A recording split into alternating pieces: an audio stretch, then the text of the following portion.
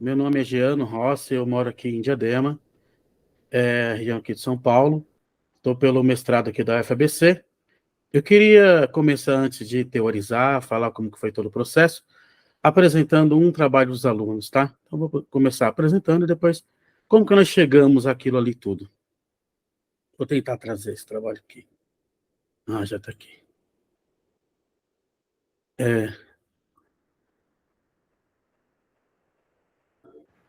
Ok. Esse aqui é uma música que foi feita junto com os alunos, a partir do tema alienação, dentro da proposta de Karl Marx, sociedade do consumo, e depois vou falar como que a gente chega a esse processo de criar as músicas, que eu chamo de artístico-filosóficas. Então vamos ouvir a música e depois a gente volta. 1, 2, 3, 4. Tuts. Estão conseguindo ouvir quando eu coloquei a música? Estamos ouvindo. Você pode deixar em tela cheia, inclusive, para melhorar a apresentação depois? Sim. Muito obrigado. Tuts, tuts, tuts, tuts, tuts, tuts, tuts, tuts, tuts, tuts,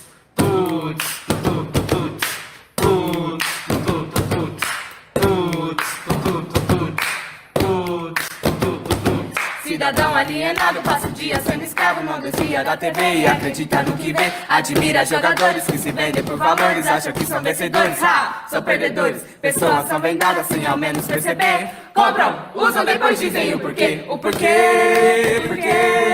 Mas sinceramente tira o olho da TV, o porquê.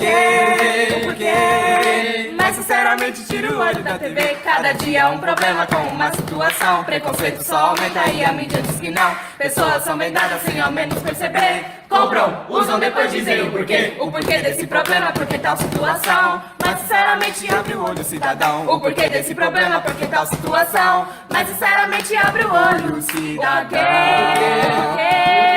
Mas sinceramente tira o olho da TV, o porquê. Mas sinceramente tira o olho da TV. Cidadão alienado, passa o dia sendo escravo, não descia da TV e acredita no que vê. Admira jogadores que se vendem por valores, acha que são vencedores, são perdedores. Pessoas são vendadas sem ao menos perceber. Compram, usam, depois dizem o porquê, o porquê. Mas sinceramente tira o olho da TV, o porquê. Mas sinceramente tira o olho da TV. Cada dia um problema com uma situação. Preconceito só aumenta e a mídia diz que não.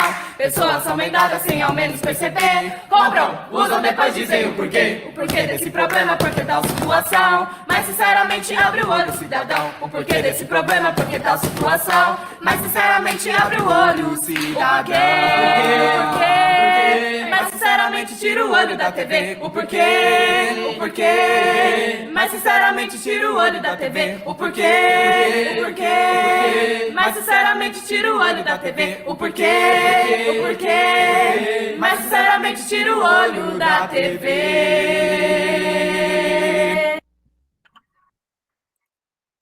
É isso. Então, vamos agora. Inspirado em filmes, eu comecei do fim, vamos voltar para o começo. Agora eu vou para outra apresentação aqui, para a apresentação. Janela. Você.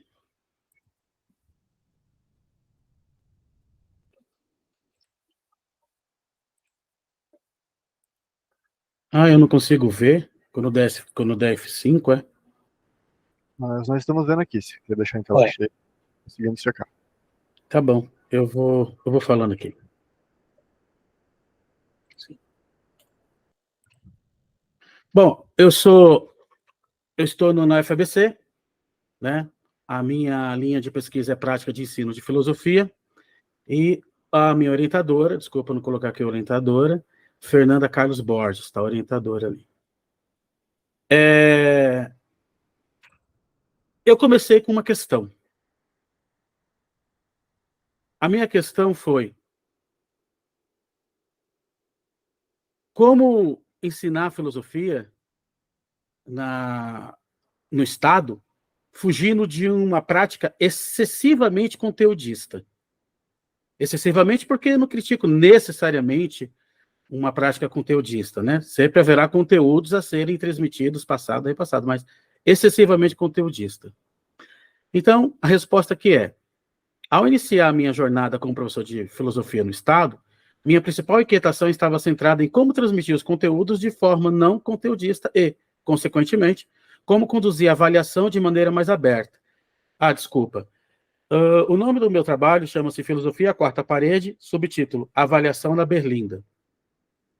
Evitei avaliações baseadas em questões estanques para impedir que os alunos estudassem apenas para responder perguntas específicas. Por exemplo, quem foi Sócrates? O que ele falou? Qual a sua frase mais importante? Não que eu não considere importante esse tipo de avaliação, mas eu não queria ficar preso só a esse tipo de avaliação, porque também as faço. Busquei criar uma integração entre conteúdo e avaliação para enriquecer o processo de ensino e aprendizagem, mas minha verdadeira busca era incentivar uma participação afetiva e prazerosa dos alunos nas aulas, independente de serem expositivas ou interativas. Essa motivação orientou minha abordagem avaliativa, buscando uma conexão entre conteúdo, avaliação e experiência emocional para proporcionar um ambiente de aprendizado estimulante e enriquecedor. Bom, aí teve uma outra questão. E se a abordagem avaliativa fosse concebida de maneira mais envolvente, infiltrando-se organicamente na própria ação pedagógica? Ou seja, eu queria que a avaliação não fosse algo como uma linha de produção. Eu passo os conteúdos, interativamente ou não, e depois a avaliação. Mas que a avaliação transcorresse ao longo das aulas. E depois eu vou mostrar como que eu faço esse processo aí. Em outras palavras, e se os momentos de exposição dos conteúdos fossem orquestrados de tal forma que nesses mesmos conteúdos se tornassem elementos intrínsecos das atividades avaliativas? Qual foi a resposta? Então, é essa pergunta que eu mesmo me fiz. Volta. Esta concepção de repensar a avaliação não é apenas um resultado da minha vivência em sala de aula, mas também uma resposta a preocupações compartilhadas por colegas que frequentemente expressavam: esses alunos parecem desinteressados, não participam das aulas e sequer completam as tarefas que designamos ou que pedimos. Quando iniciei minha trajetória no Estado, em 2012, encontrei eco para essas queixas e constatei que, de fato, os alunos enfrentavam desafios em se engajar nas atividades propostas. Depois de extensas experimentações, ficou claro que o uso da arte no processo avaliativo realizou-se eficaz, após anos de testes e observações do engajamento dos alunos nas atividades avaliativas. Desenvolvi um modelo que se mostrou promissor. Então, qual foi o modelo? A abordagem envolve a aplicação de uma avaliação denominada atividade-prova. Então, chega nos alunos e fala: eu criei uma atividade-prova. A única prova que vocês vão fazer é essa atividade aqui, com um subtexto de artístico-filosófico. Então, se eu faço um desenho, será um desenho artístico-filosófico. Se eu faço um cinema, eles mesmos produzem o cinema, será um cinema artístico-filosófico. E aí vai. Esse é o método que desdobramos em etapas que perpassam todo o bimestre e normalmente é realizado em pares, trios ou grupos de 4 a 5 pessoas. Pois bem, mas a razão motivadora foi trazer para o aluno a experiência de sentir o conceito. O que eu quero dizer com isso? Quero dizer exatamente isso aqui.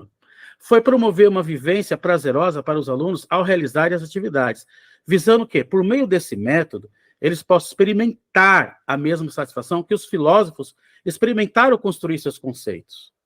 Ou seja, eu acredito que quando Agostinho escreveu as Confissões, a defesa apaixonada de Sócrates em Platão, que nós lemos, ou os textos das sutis ironias, ou não tão sutis, de Voltaire, o aluno sinta que há uma noção por trás dos textos filosóficos.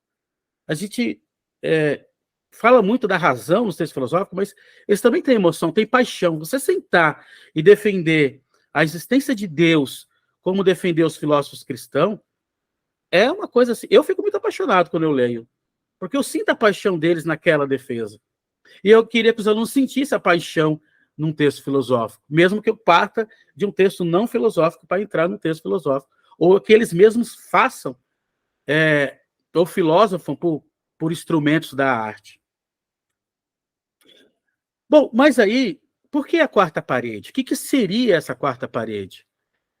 Eu exploro a aplicação da quarta parede na sala de aula, comparando a aula de filosofia com a aula de teatro, questionando a possibilidade da existência de uma aulalidade. O teatro tem a teatralidade, mas será que existe uma aulalidade? uma palavra aqui que eu brinquei, né? No ensino em que a analogia à teatralidade no teatro propõe a avaliação como processo de aprendizagem. A avaliação, nesse sentido, seria a quebra da quarta parede. Mas vamos ver direitinho como funciona essa quebra da quarta parede.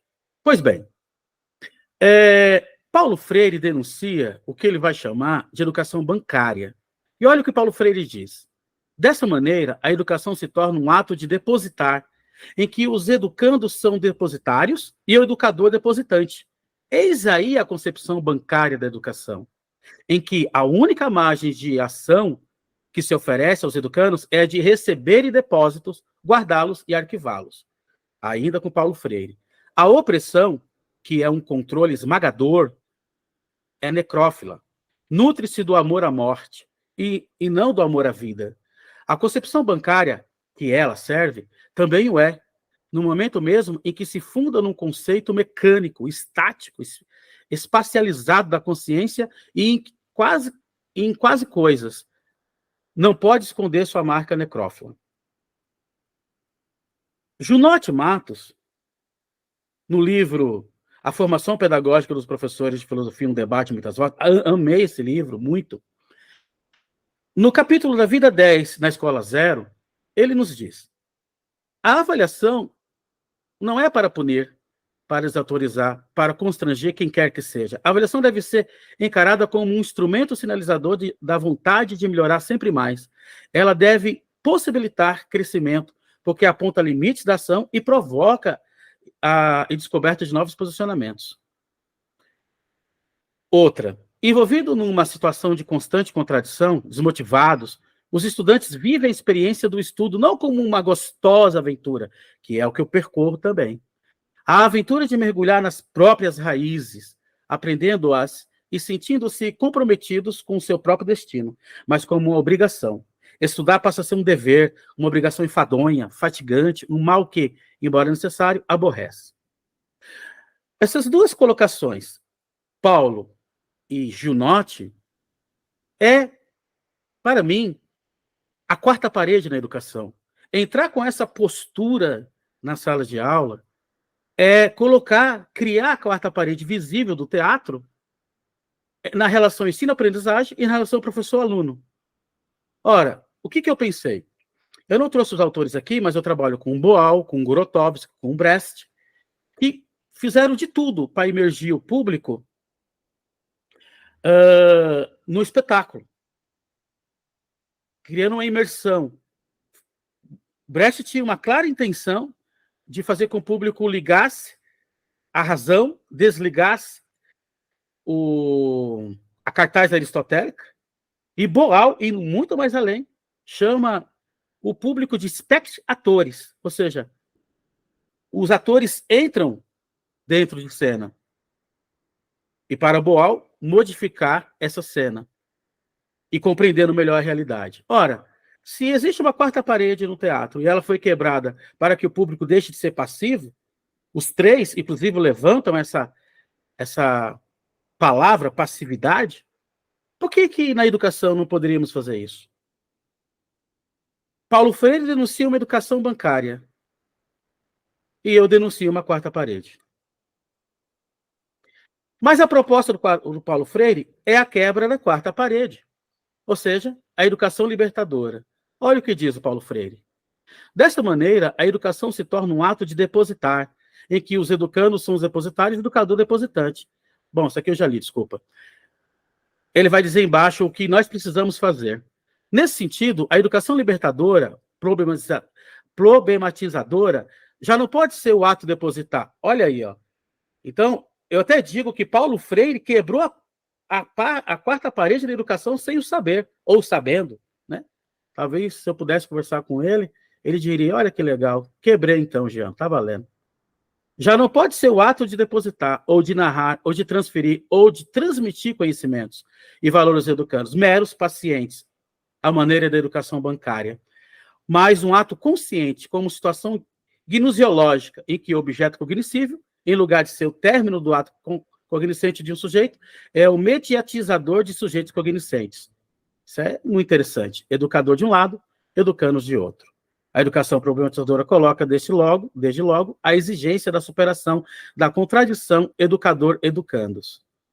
Sem esta, não é possível a relação dialógica. Então, eu busco a relação dialógica, que seria, no meu entender, a quebra da quarta parede na educação, e ali, quebrada a tal quarta parede, educador e educandos, que, na verdade, Paulo Freire vai até ampliar esse termo, né?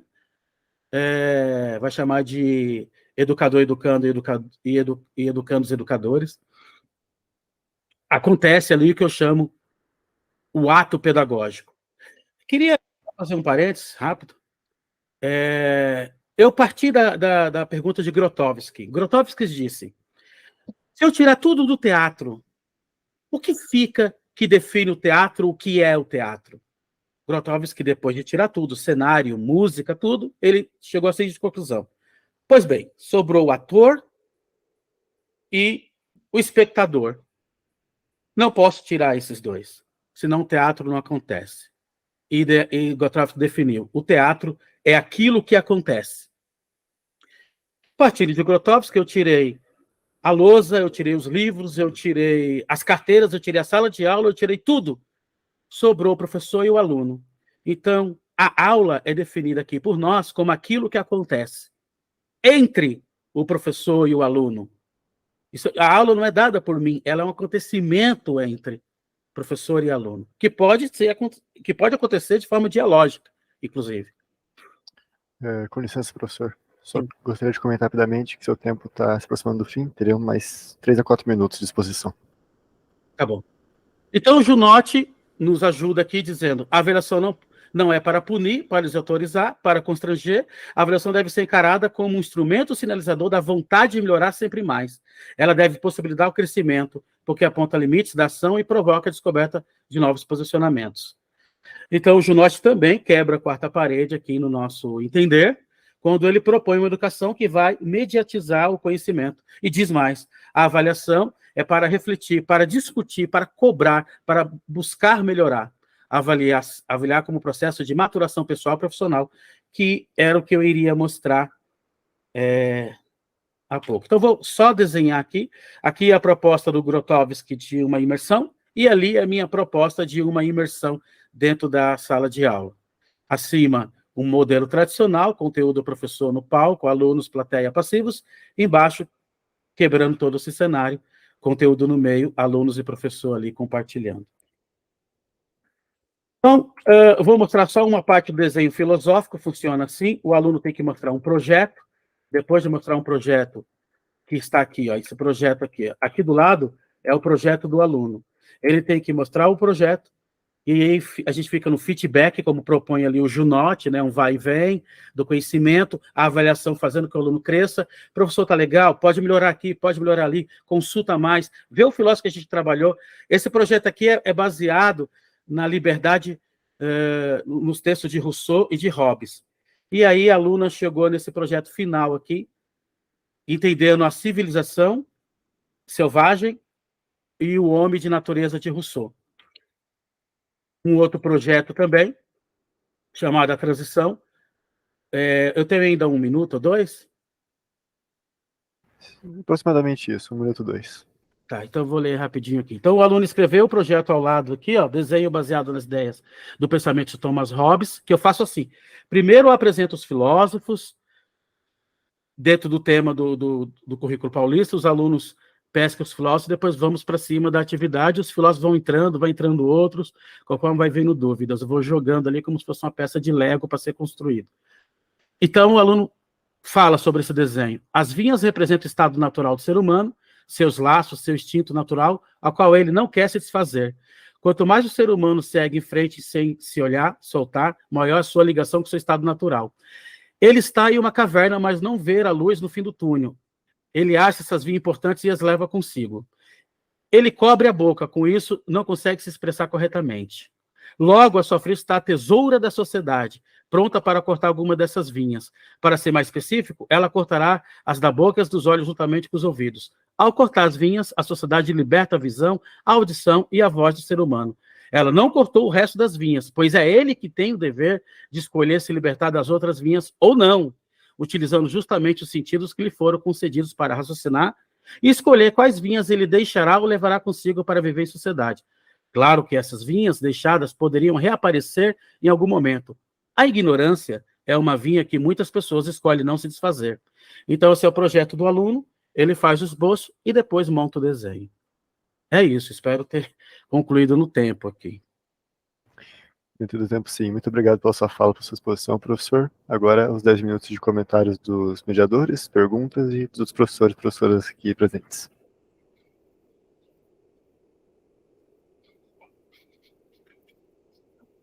Começar, Gabriel.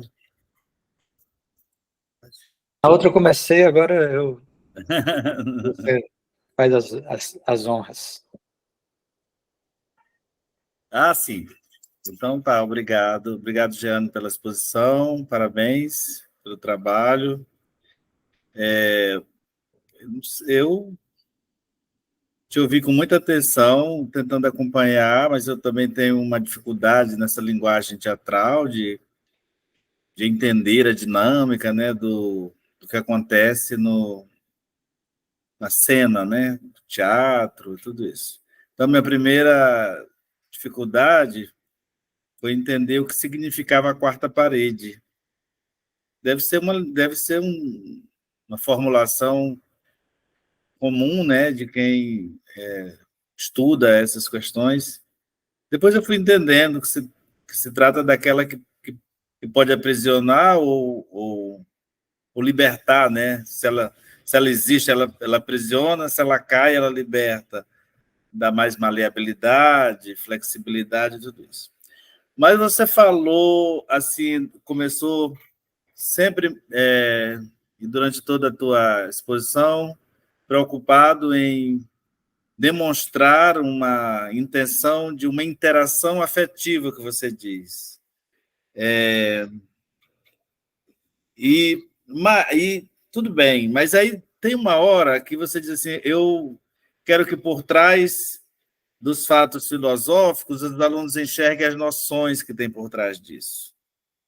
E falou do prazer que deve ter sido. Eu não sei se o Agostinho teve muito prazer de escrever as Confissões, porque elas são muito dolorosas, né? Elas são muito dolorosas, assim, de rever a vida, seu processo interno de se converter, e o que isso representou, de largar a mão das coisas do mundo, que também eram muito boas e muito prazerosas. Então, eu acho que o registro disso, do pensamento filosófico, tomando Agostinho como exemplo, mas pode tomar qualquer outro, não chega a ser um movimento, eu acho, assim, necessariamente prazeroso. Como não é para você escrever sua dissertação, nem para o Gabriel escrever sua tese, nem para a Vanusa concluir o seu trabalho de produção acadêmico, filosófico, tem, em certa medida, um sofrimento, que às vezes a gente quer meio que esquecer que sofre para fazer. Né? Colocar que a escrita acadêmica é uma coisa que toca algumas pessoas, e que essas pessoas que são tocadas por isso fazem isso com prazer, sem dificuldade. Né? Aí eu estou falando isso porque quando você chegou no final, que você assim, os alunos têm que produzir um projeto e eles escrevem esse projeto para depois chegar lá na avaliação, mas essa produção do projeto, eu fiquei aqui pensando, para os alunos escreverem esse projeto e depois eles sintetizarem isso no desenho, na coisa toda, tem um sofrimento aí passando por esses alunos, entendeu? A própria... Enfim, a realização do trabalho, de escrever, de conceber, de pensar, de registrar isso, tem um componente que você vai identificar nesses processos, nos alunos, entendeu, Jano? Eu estou só levantando esses pontos para você refletir depois, que nem tudo eu acho que tem um sofrimentozinho aí que vai perpassar, porque a produção acadêmica requer, infelizmente, né? Porque tem regra, porque tem procedimento, porque tem prazo, porque tem nota, né? Então, só para destacar esses pontos para você refletir. Não quero fazer pergunta, não, só fazer esses levantamentos aqui. Só para nos mantermos no tempo, temos mais 5 minutos, teoricamente. Jana, eu gostei muito da sua apresentação, da maneira como você trabalha com estética. Se aproxima bastante também com a maneira como eu também procuro trabalhar com os meus alunos, né? Então, assim, parabenizo com todas as linguagens que você trouxe, a música, o desenho, o teatro. Achei muito interessante o conceito de auralidade e achei mais legal ainda você dar um status privilegiado para a obra do professor Junot, que foi meu professor, também uma pessoa que a gente gosta muito aqui em Pernambuco, né? Uma pessoa muito importante para o Prof. Filo em Pernambuco. E agora, minha crítica construtiva, é claro, é que me parece que você pode, não sei, eu não sei se o seu texto já está pronto, porque você está desde 2020, não sei se você já concluiu, mas se você não concluiu ou ainda pensa em continuar desenvolvendo a sua quebra da quarta parede, eu sugeriria que você se aprofundasse mais em conceitos e filósofos da estética para enriquecer a sua fundamentação teórica.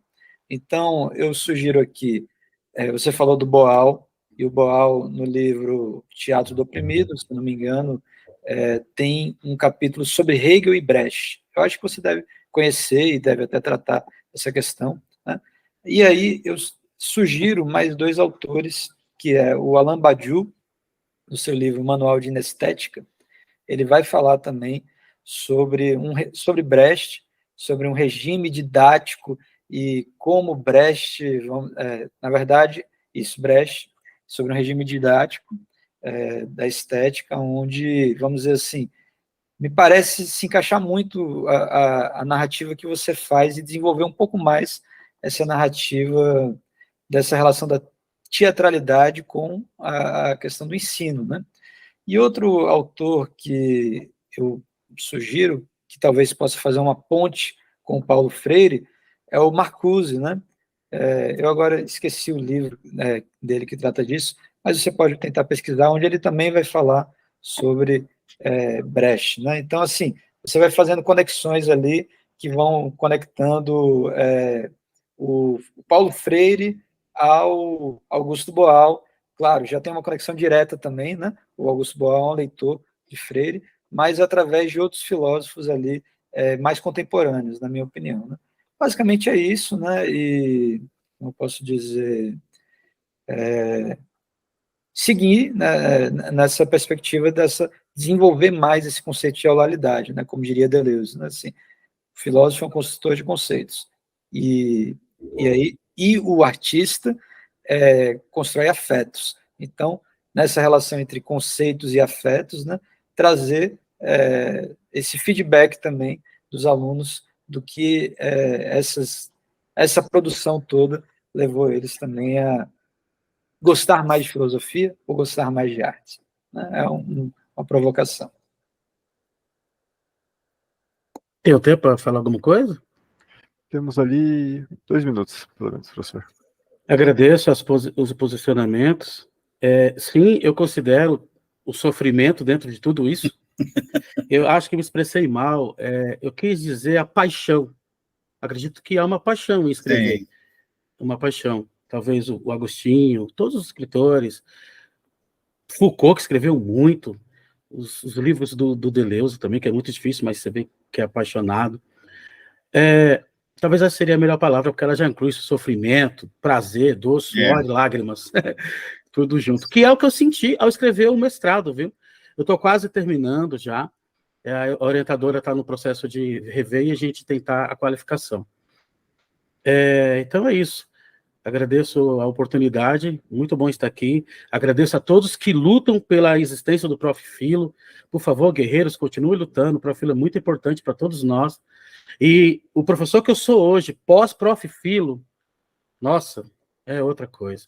Eu acho que, para além do título de mestre, um dia, que a gente vai tirar, o processo de 2 anos com vocês foi o verdadeiro título. Foi o verdadeiro título que eu tirei.